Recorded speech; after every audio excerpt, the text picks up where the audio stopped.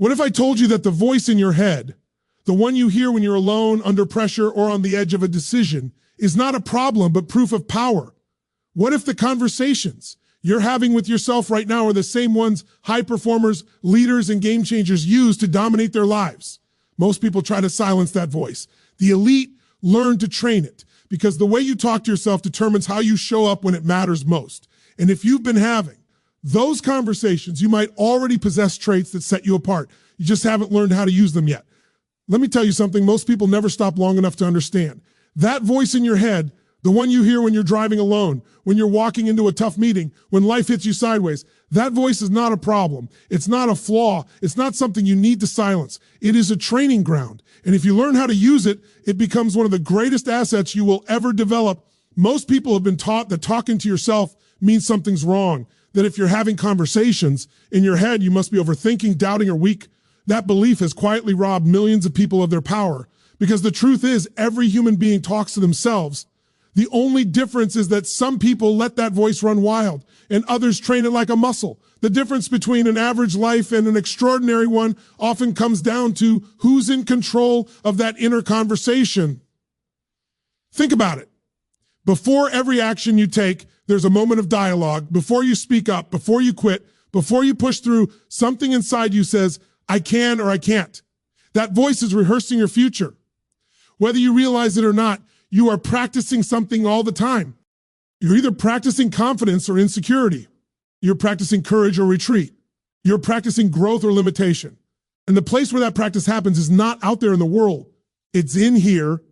High performers don't wait for life to give them certainty. They create it internally first. They use self-talk the same way an athlete uses practice. They visualize, they prepare, they condition their nervous system for pressure before the pressure arrives.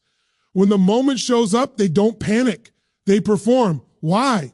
Because they've already been there in their mind. Most people think confidence comes from success. That's backwards. Confidence comes from preparation, and preparation happens in your inner dialogue. When you say to yourself, I've handled harder things than this, your body responds. When you say, I know what to do next, your focus sharpens. When you remind yourself, this is uncomfortable, but it's not dangerous, your nervous system calms down. This isn't motivation. This is conditioning. Your inner voice is shaping your emotional state every second of the day. And your emotional state determines your decisions. Decisions determine actions. Actions determine results. So if you don't like your results, don't start by blaming the world. Start by listening to the conversation you're having with yourself when things get hard. Here's what most people don't realize. The voice in your head will always speak, but it will speak in the language you teach it. If you feed it fear, it will warn you constantly. If you feed it excuses, it will protect your comfort. But if you train it with standards, it becomes a coach. A real coach doesn't always feel nice. A real coach tells you the truth. A real coach says, get up, focus, breathe. One more step. That's the voice you want to build. And building it is not about being positive all the time. That's nonsense. Life is hard. Pretending it isn't doesn't make you strong. It makes you fragile. Powerful self-talk is honest, not soft. It acknowledges reality without surrendering to it. It says, this is tough and I'm tougher. It says, I don't know everything, but I know enough to move forward. That kind of dialogue builds resilience, not delusion. Let me ask you something. When things go wrong, how do you speak to yourself? Do you attack yourself? Do you replay mistakes over and over like a broken record? Or do you interrupt that pattern and redirect it? Because the way you talk to yourself in moments of failure determines how long failure stays in your life. If your inner voice says, I always mess this up, your brain looks for proof. If it says, what can I learn from this? Your brain looks for solutions. Same situation, same facts, different outcome. Not because the world changed, but because the conversation did. This is why self-talk is a training ground. It's where you condition your mind before the test shows up. It's where you rehearse discipline when nobody's watching. It's where you decide who you're going to be before life decides for you. And the more you train it, the more automatic it becomes. At first, you have to catch yourself. You have to interrupt the old patterns. You have to consciously choose better language. But over time, that voice starts working for you instead of against you.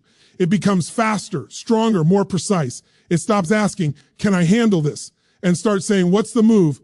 People who master this don't look fearless. They look calm. They don't waste energy fighting their emotions. They guide them. They don't deny doubt. They talk it through. They don't wait to feel ready. They remind themselves that readiness is a decision, not a feeling. And here's the part that changes everything. The way you talk to yourself when no one else is around becomes the way you show up when everyone is watching. Private conversations create public performance. That meeting you walk into with certainty, that boundary you finally set, that action you take even though you're scared, it was all decided in silence long before it happened out loud. So if you hear yourself talking to yourself, don't shut it down. Step up and take control. Train it, shape it, direct it, because that voice is not there to limit you. It's there to lead you if you're strong enough to guide it. And when you do, you stop hoping for confidence and start creating it from the inside out.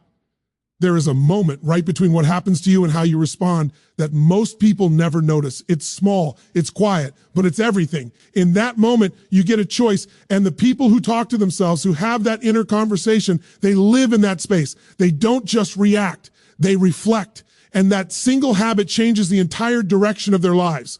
Most people live on autopilot. Something happens and boom, they explode, shut down, retreat, or make a decision they regret 5 minutes later. They think that's just who they are. That's my temper. That's my personality. No, that's untrained emotion running the show. When you don't have a relationship with your inner dialogue, your emotions drive and logic sits in the back seat. But when you develop the habit of inner conversation, you slow the world down. Not on the outside, on the inside. You create space between stimulus and response. And in that space lives power, real power, the kind that doesn't need to dominate anyone else because it can govern itself. Reflection doesn't mean hesitation. It means awareness. It means instead of being hijacked by anger, fear, or stress, you step back mentally and say, what's really happening here? You question the meaning you're giving the situation. You recognize that your first emotional reaction is information, not a command. Think about how many times people sabotage themselves, not because they're incapable, but because they're impulsive. They say something they can't take back. They walk away from an opportunity because it feels uncomfortable. They quit on a goal because the emotion of the moment feels permanent. But emotions are temporary. Decisions are not. Reflection gives you the ability to separate the two. When you reflect, you don't deny how you feel. You acknowledge it. You say, I'm frustrated, I'm hurt, I'm scared, but then you go one step deeper and ask, what do I want this moment to produce? That question alone can save relationships, careers, and futures because it shifts you from reaction to intention. People who reflect before they act aren't cold. They're grounded. They don't suppress emotion. They direct it. They understand that emotion is energy, and energy needs direction. Anger can destroy, or it can sharpen focus. Fear can paralyze, or it can prepare you. The difference is not the emotion. It's the conversation you have with yourself about it. This is why inner dialogue is so powerful under pressure. When the stakes are high, most people shrink because their emotions get loud, their heart races, their thoughts scatter, and suddenly they're not present anymore. But someone who's trained reflection says, breathe, slow down. What's the next right move? That simple pause changes their physiology. Their body listens. Their clarity returns. Reflection also gives you emotional independence. You stop being controlled by other people's moods, opinions, and reactions. Someone criticizes you, and instead of collapsing or fighting back, you ask yourself, is there truth here? If yes, use it. If not, release it. That's freedom. When you can evaluate instead of absorb, you protect your identity. And let's be honest, most conflict doesn't come from what people do. It comes from the story we tell ourselves about what they did. Reflection allows you to rewrite that story before it becomes your reality. Instead of assuming intention, you question perception. Instead of reacting to an interpretation, you look for understanding. This is how leaders are made. This is how strong parents, partners, and professionals operate. They don't give their power away to the moment. They reclaim it by thinking before acting. And thinking in this context is not overanalyzing. It's checking in with your values. When you reflect, you ask, who do I want to be in this moment? Not what do I feel like doing? That's a huge distinction. Feelings are temporary. Identity is long-term. Reflection aligns your actions with your standards instead of your moods. And the more you practice this, the faster it becomes. At first, reflection feels like effort. You have to remind yourself to pause. You have to interrupt old patterns. But over time, it becomes instinct. The pause shortens, but it's still there. And in that pause, you make better choices consistently. This is why people who reflect don't look frantic. They look composed. Not because life is easier for them, but because they're not fighting every emotion that shows up. They listen, evaluate, and decide. They don't let one bad moment define their day, and they don't let one bad day define their life. Reflection also builds trust with yourself. Every time you pause instead of reacting, you prove to yourself that you are in control. And that self-trust becomes confidence, not loud confidence, calm confidence, the kind that doesn't need validation because it's rooted in self-respect. So the next time something triggers you, don't ask, why does this always happen to me? Ask, what is this moment asking of me? That question turns pressure into purpose. It transforms chaos into clarity. Because when you stop reacting and start reflecting, you don't just change your behavior, you change your future. Let me tell you something that separates the people who grow from the people who stay stuck, and it has nothing to do with talent, luck, or background. It's what happens when no one is watching, when the lights are off, when there's no applause, no encouragement, no one checking in. That's where the real work happens. And the people who talk to themselves in the right way, they don't fall apart in those moments. They step up, they coach themselves. Most people are waiting for someone to motivate them, waiting for a sign, waiting for approval, waiting for accountability. But high performers understand something early. No one is coming to save you. And instead of seeing that as a threat, they turn it into freedom. They become their own coach. A coach doesn't show up only when things are easy. A coach shows up when you don't feel like it, when you're tired, when you're discouraged, when quitting starts to sound reasonable. And in those moments, your inner dialogue either becomes your greatest ally or your most convincing excuse maker. Think about how people talk to themselves when they're alone. I'll start tomorrow. It doesn't really matter. No one will notice. Those sentences sound harmless, but they slowly erode discipline. They train you to negotiate with your standards. And once you start negotiating with yourself, consistency disappears. Self-coaching flips that script. Instead of asking, do I feel like it? You ask, what does the person I'm committed to becoming do right now? That question cuts through emotion and brings you back to identity. Why? And identity is more powerful than motivation will ever be. A real coach doesn't yell all the time. They guide, they correct, they remind, they refocus. When you mess up, self-coaching doesn't shame you, it challenges you. It says, that's not who you are. Reset, let's go. And that tone matters. Because growth doesn't come from self-hatred. It comes from self-respect. People who coach themselves don't pretend they're perfect. They acknowledge their patterns. They notice when they're distracted, when they're procrastinating, when they're avoiding discomfort. And instead of letting those patterns run, they interrupt them. They call themselves out in real time, not harshly, but honestly. This is what accountability really is. Not someone checking on you, not external pressure. Accountability is the ability to look yourself in the mirror, mentally or physically, and tell the truth. To say, I said I would do this, and I didn't, so what needs to change? That conversation is uncomfortable, and that's why most people avoid it. But discomfort is the price of growth.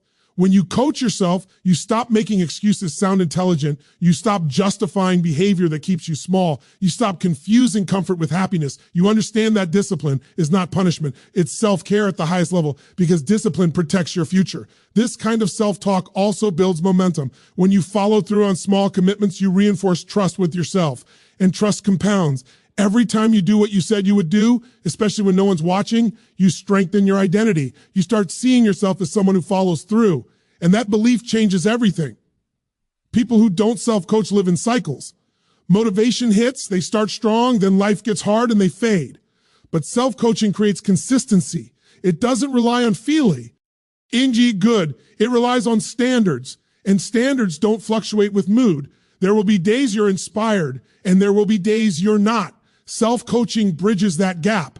On inspired days, it keeps you focused. On hard days, it keeps you moving. It whispers, just do the next right thing. And sometimes that's all you need.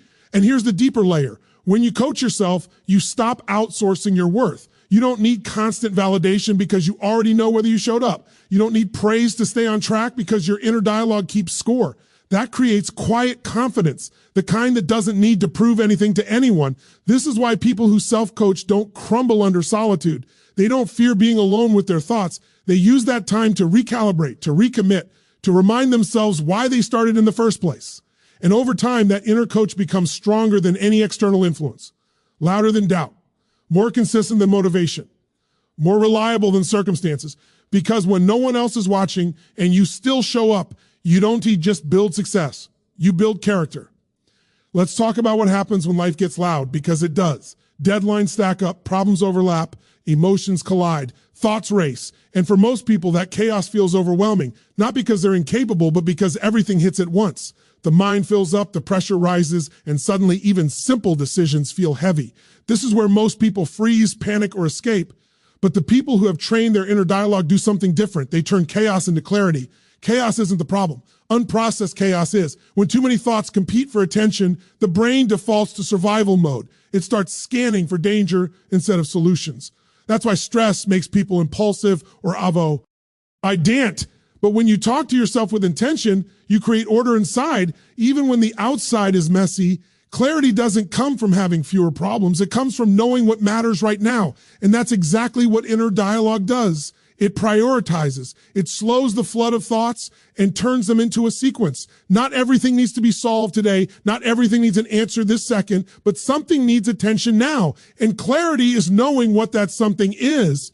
People who don't talk to themselves consciously let chaos stack up. They carry everything at once. They replay conversations, worry about the future, regret the past, and stress about what others might think, all at the same time. No wonder they feel exhausted. But when you step into that inner conversation, you start sorting instead of spiraling. You say to yourself, what's actually in my control right now? That question alone cuts through mental noise like a blade. Suddenly, 10 problems become one action, one phone call, one decision, one step. And when you focus on the next step, momentum returns. This is why clarity feels calming. It's not because the situation is resolved. It's because the mind has direction. The nervous system relaxes when it knows what to do next, and inner dialogue provides that direction when the world doesn't. Think about the strongest people you know. They're not the ones without problems. They're the ones who don't look scattered when problems show up. They don't rush. They don't dramatize. They organize. And organization starts in the mind. When chaos hits, the inner conversation becomes a filter. It says, this matters. This can wait. This doesn't deserve my energy. Without that filter, everything feels urgent. With it, you regain authority over your attention. And attention is power. Clarity also protects you from emotional overload. When emotions urge, they blur thinking. But talking to yourself brings logic back online. You don't suppress emotion. You translate it. You say, I feel overwhelmed because too many things are competing for focus. So what's the priority? That shift changes everything. People who develop this habit stop asking, why is this happening to me? And start asking, what's the smartest move from here? One question keeps you stuck. The other moves you forward. And forward motion, even small, breaks the spell of chaos.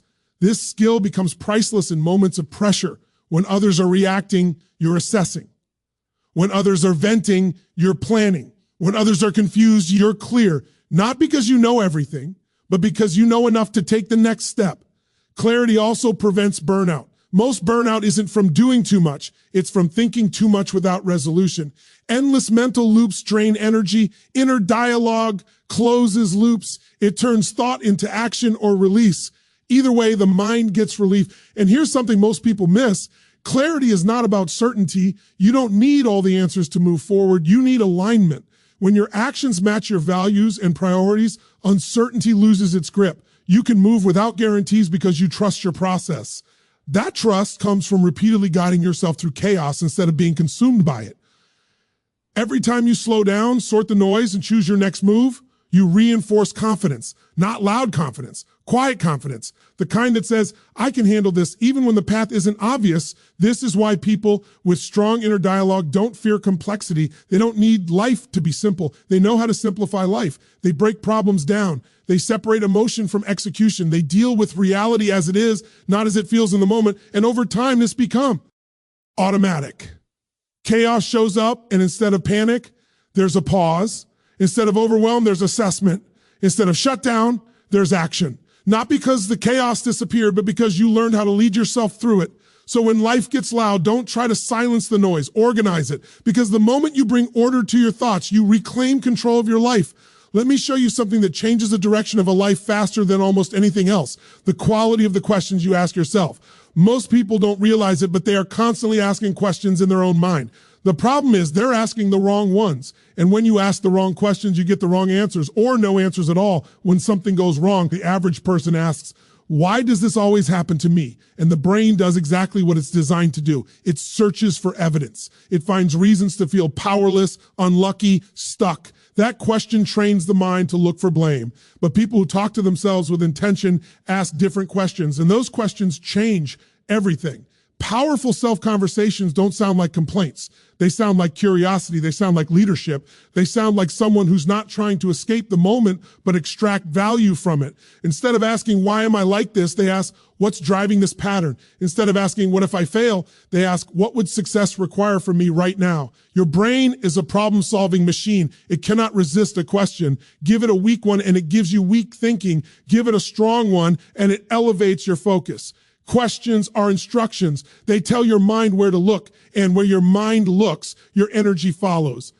Think about the moments when you felt stuck. Not physically stuck, mentally stuck. It usually wasn't because you had no options. It was because your questions were trapping you. What if it doesn't work? What will people think? What if I'm not enough? Those questions shrink your world. They narrow possibility. They pull you into fear. Now contrast that with a better set of questions. What can I control right now? What's the lesson here? What's one action that moves me forward? Suddenly, your posture changes, your breathing changes, your energy shifts, same situation, different inner dialogue, different outcome. People who ask better questions don't deny reality. They interrogate it intelligently. They don't pretend everything is fine. They ask how to make it better, and that's why they grow faster. They're not smarter. They're sharper in how they think. This is especially powerful during failure. Failure can either become a prison or a classroom. The difference is the questions you ask yourself in the aftermath. If you ask, what's wrong with me? You internalize the setback as identity. But if you ask what didn't work and why, you separate behavior from self-worth. That creates resilience instead of shame.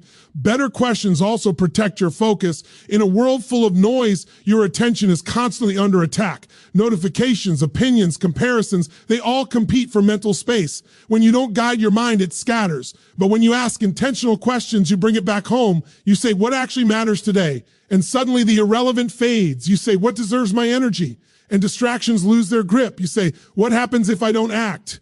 And urgency returns. Questions act like guardrails for your mind.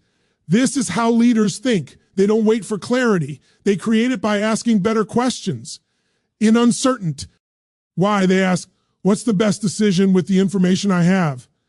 In conflict, they ask, what outcome do I want and what behavior supports that? In pressure, they ask, how do I show up as my best self right now? And here's the key. The questions you ask consistently become the beliefs you live by. Ask empowering questions long enough and your identity shifts. You start seeing yourself as someone who solves problems, who adapts, who grows. That belief becomes a self-fulfilling prophecy. Most people are one question away from a breakthrough. Not a new strategy, not a new opportunity, a new question. The right question cuts through confusion like a blade. It turns frustration into direction. It transforms fear into focus. And this isn't about being optimistic. It's about being effective. You can be realistic and still ask questions that move you forward. In fact, the most grounded people ask the strongest questions because they're not afraid of the answers. So the next time you catch yourself spiraling, pause and listen to the questions running through your mind. If they weaken you, change them. Take control of the conversation. Ask something better. Ask something that puts you back in the driver's seat, because the quality of your life will never rise above the quality of the questions you ask yourself. Fear is not the enemy. Let that sink in. Fear has been misunderstood, mislabeled, and mismanaged for most people their entire lives. They think fear means stop. They think fear means something is wrong. They think fear means they're not ready. But fear is not a stop sign, it's a signal. And the people who talk to themselves the right way don't run from that signal. They translate it, they use it, they turn it into forward motion. Every time you're about to grow, fear shows up, not because you're weak, but because you're stepping into the unknown. Fear is the body's way of saying, this matters. The problem is most people let fear make their decisions for them. They let it whisper worst case scenarios until they freeze, retreat, or settle. But those who have trained their inner dialogue don't let fear drive. They let it inform. Here's the truth. Fear will speak whether you want it to or not.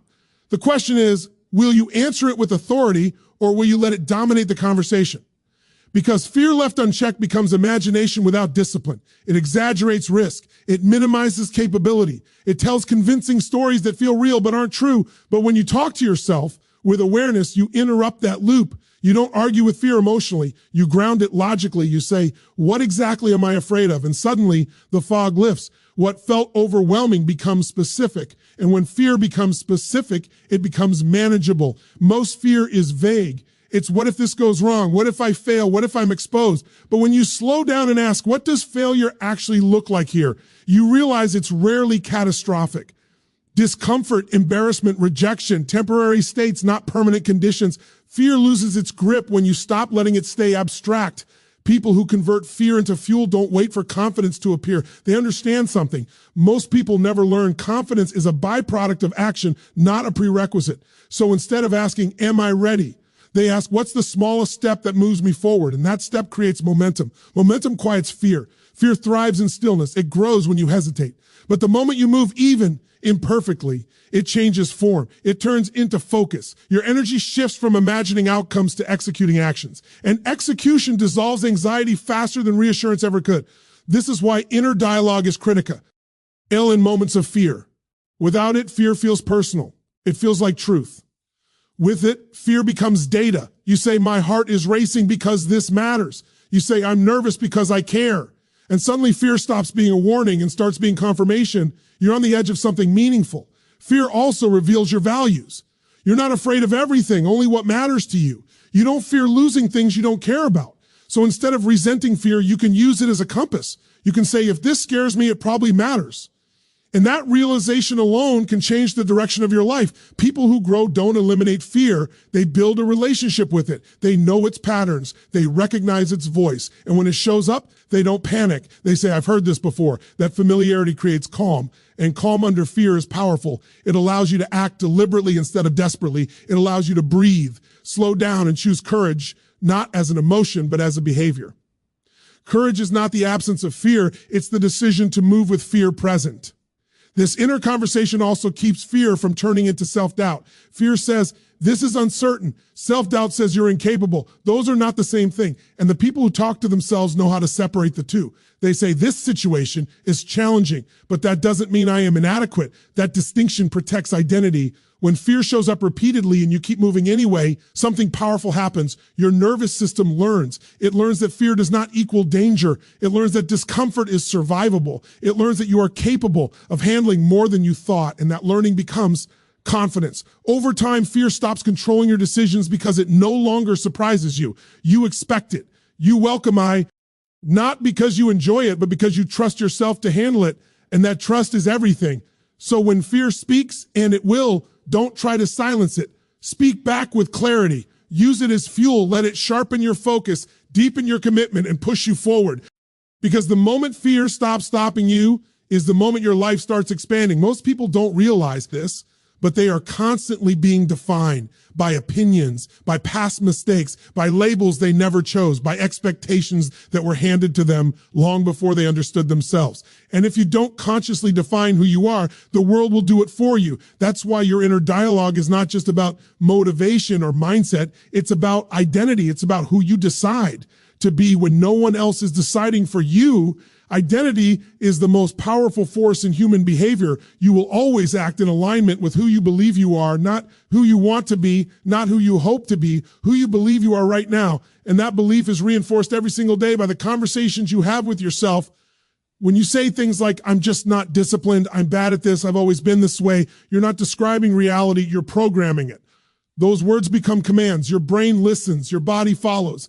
And over time, that identity solidifies, not because it was true to begin with, but because it was repeated. But people who talk to themselves with awareness flip this process. They don't wait for results to tell them who they are. They decide first. They use inner dialogue to build identity from the inside out. They say, I'm the kind of person who follows through. They say, I handle pressure. They say, I do hard things even when it's uncomfortable. And then they look for ways to live up to that identity. This is not pretending. This is intentional conditioning. Every identity you've ever had was built through repetition. The question is, were you conscious of it, or did it happen by default? Most people let past experiences define them. A failure becomes a label. A criticism becomes a ceiling. A bad chapter becomes a permanent story.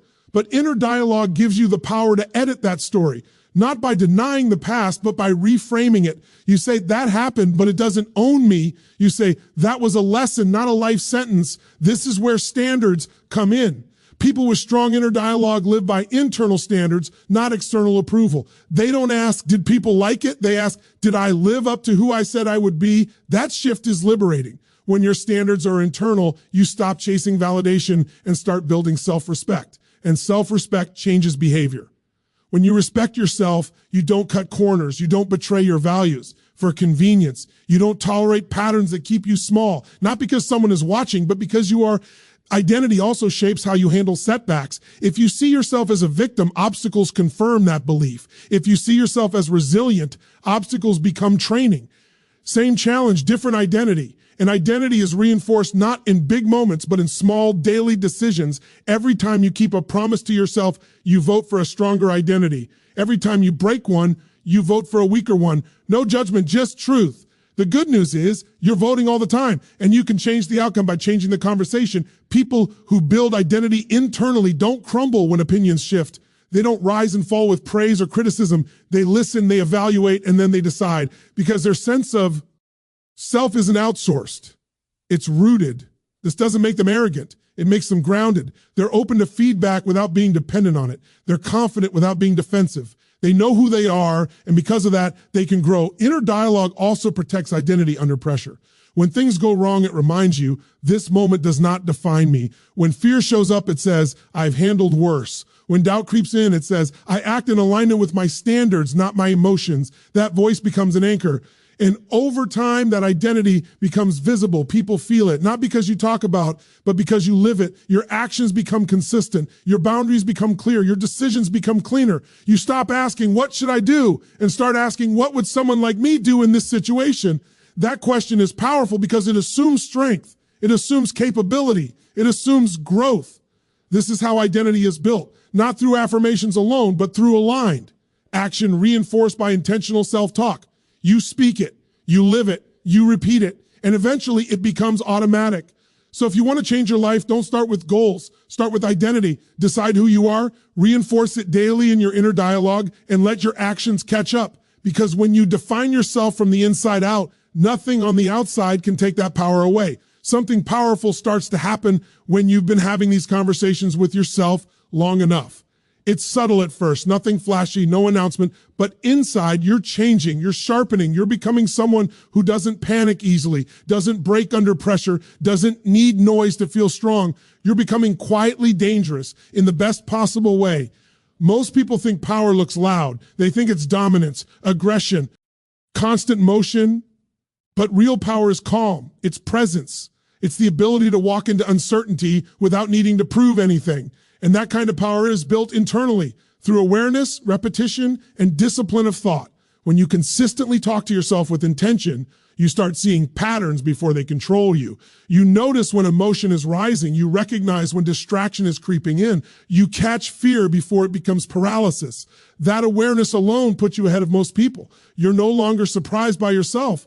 This is what makes you dangerous, not reckless, not impulsive, but prepared. You don't need everything to go right to stay steady. You've trained for disruption. You've rehearsed adversity. When something unexpected happens, your system doesn't collapse. It adapts. People like this don't announce their strength. They demonstrate it through consistency. They don't talk about resilience. They live it. They don't brag about focus. They show it in how they move, how they listen, how they decide. And here's the key. This kind of strength is built quietly, in moments no one sees, in pauses between reactions, in inner conversations where you choose discipline over drama, clarity over chaos, standards over excuses. Over time, this creates a powerful sense of certainty, not certainty about outcomes, but certainty about yourself. You know you'll respond well. You know you'll adjust. You know you won't abandon yourself when things get hard. That self-trust is rare, and it changes how you show up everywhere. People feel it. They may not be able to explain it, but they sense it. There's less need to convince, less need to chase approval. Your energy is grounded. Your presence is solid. You don't rush decisions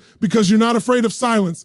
This is why people who master their inner dialogue don't look stressed even when they're under pressure.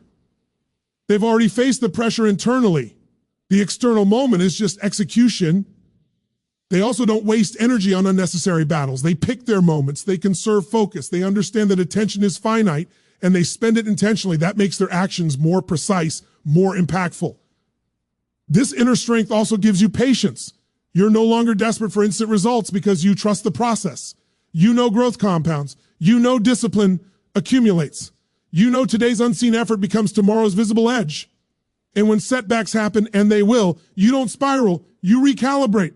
You talk yourself through it. You extract the lesson, you adjust the strategy, and you move forward without losing your identity. That's what makes you dangerous. Not because you never fall, but because falling doesn't define you. You don't stay down long because your inner voice doesn't allow it. It reminds you who you are. It reminds you what matters. It reminds you that this is just another rep. Eventually you stop needing motivation. You don't rely on mood. You don't wait for inspiration. You operate from alignment. Your actions reflect your standards automatically. And that's when life starts responding differently. Opportunities appear because you're ready. Pressure feels lighter because you're prepared. Challenges excite you because you know they'll sharpen you further. This is not arrogance. This is quiet confidence earned through repetition, through self-honesty, through leading yourself before trying to lead anything else. So if you've been having conversations with yourself, understand this. You're not overthinking. You're training. You're becoming someone who can handle more, carry more, and build more without breaking. And when the moment comes that demands strength, focus, and courage, you won't need to find it. You will already have it.